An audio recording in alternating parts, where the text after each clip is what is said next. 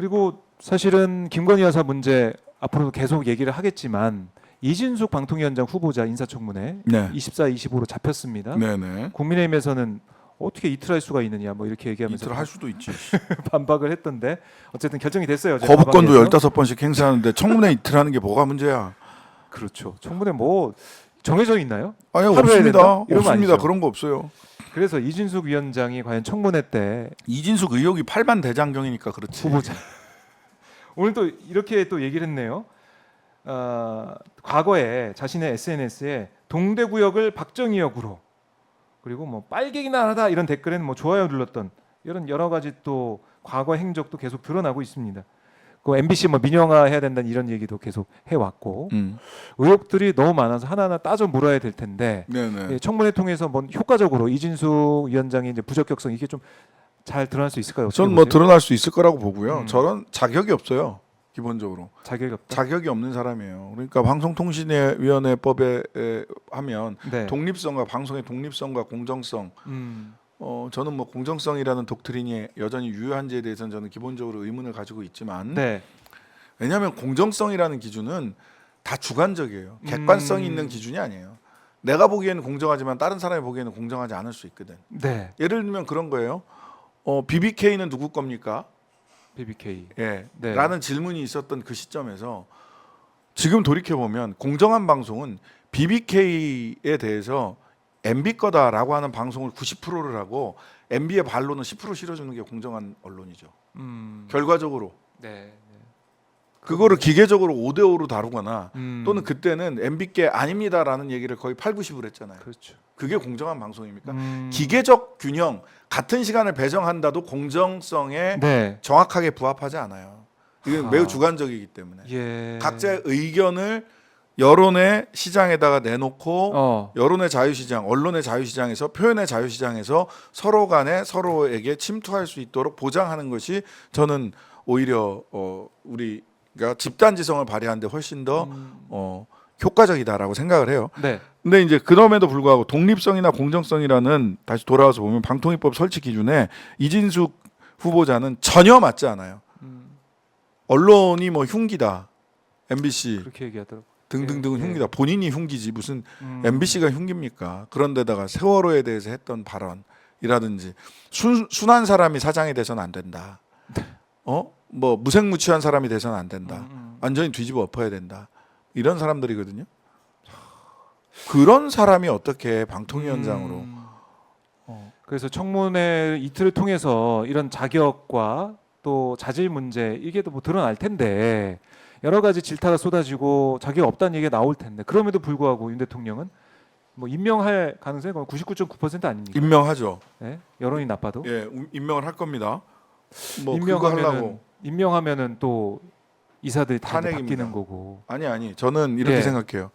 여러모로 지난번에도 잠깐 말씀드렸는데 계속 골똘히 생각을 하면서 이거를 고려해 달라라고 방송 그 과방위 쪽 의원님들한테 의견을 전달을 해드리기도 했는데 뭐냐면 지난번에 말씀드렸던 것처럼 방송통신위원회는 합의제 행정기구입니다. 네. 합의제 5명이어야 되고요. 근데 모든 합의제 기구의 회의는 몇 명이 모여야 회의를 개의할 수 있고 회의를 열 수 있고 몇 명이 의결에 찬성해야 가결된다가 있어요. 그러니까 국회 같은 경우 대부분 가중 요건이 있는 탄핵 같은 대통령 탄핵 같은 건이 아니면 과반수 이상이 출석해서 출석한 과반수 이상이 찬성을 해야 의결이 된단 말이에요. 즉 300명이니까 151명은 적어도 출석을 해야 되고 그 중에서 76명이 찬성을 해야 가결이 된단 말이에요. 그렇죠. 찬성하는 76명만 모아서 회의조차 열 수 없어요. 찬성하는 76명만 모아서는. 그런데 그래서 모든 합의제 기구에는 개의 정족수, 의사 정족수라는 게 있습니다. 네. 근데 방송통신위원회법에는 의사 정족수 규정이 없어요. 그건 왜 그런 것일까? 5명이 다 적어도 존재해야 방송통신위원회가 존재한다는 뜻입니다. 따라서 2명이 의결했을 때 불법성이 생기는 것일 뿐만 아니라 2명만 모여서 지금 2명이 모여서 의결하고 있잖아요.